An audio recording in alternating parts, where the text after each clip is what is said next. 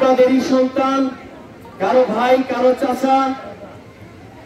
উনি এই ইউনিয়নের তিনবারের চেয়ারম্যান ছিলেন। ওনার আচরণ, ওনার কার্যক্রম, ওনার চলাফেরা আমাদের চেয়ে আপনাদেরই ভালো জানা।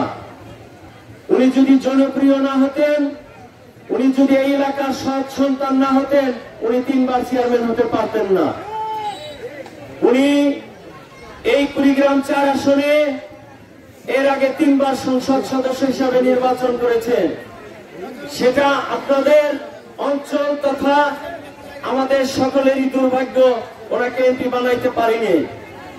ওনার জীবনের শেষ ইচ্ছা, ওনার জীবনের শেষ আশা একবার এই সংসদে যাওয়ার। তো ওনাকে বাংলাদেশ জাতীয়তাবাদী দল এর আগেও মনোনীত করেছিলেন, এবারও মনোনীত করেছেন।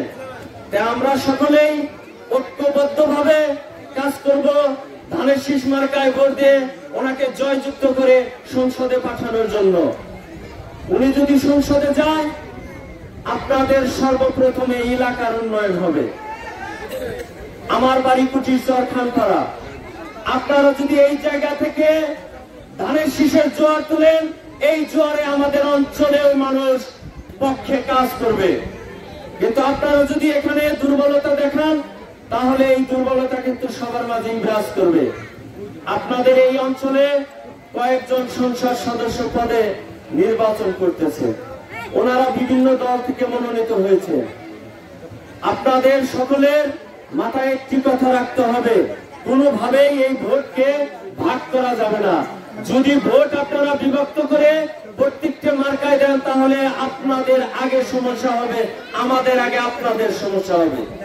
তাই মাথায় রাখতে হবে, আপনারা এককভাবে আলহাজ আজিজুর রহমান কাকাকে ধানের শীষ মার্কায় ভোট দিয়ে জয়যুক্ত করবেন।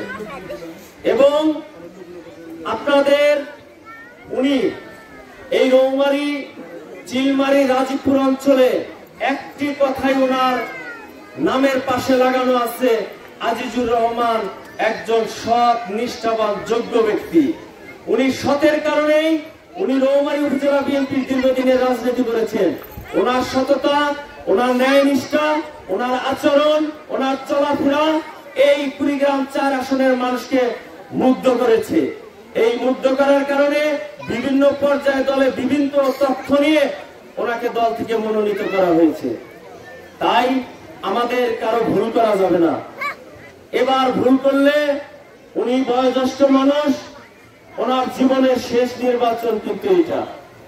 তাই আমাদের সকলেরই বুঝতে হবে, আপনারা মা বোন যারা সামনে আছেন, আপনাদের স্বামীর বাড়ি এখানে, কারো আত্মীয় স্বজন এবং আপনাদের বাবার বাড়ি বিভিন্ন অঞ্চলে, আপনারা আত্মীয় স্বজন যারা আছে সকলের কাছেই আপনারা ফোনে কথা বলবেন। আপনাদের যারা পুরুষ লোক আছে, যারা আত্মীয় স্বজন আছে, সকলকেই বলবেন ওনার জন্য কাজ করার জন্য।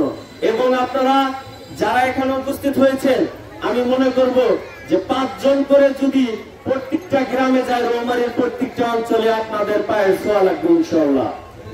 তাই আমি আমার পক্ষ থেকে, আমাদের রৌমারী উপজেলা বিএনপির পক্ষ থেকে আপনাদেরকে করজোরে অনুরোধ করে বলে যাচ্ছি, আপনারা ভুল করবেন না।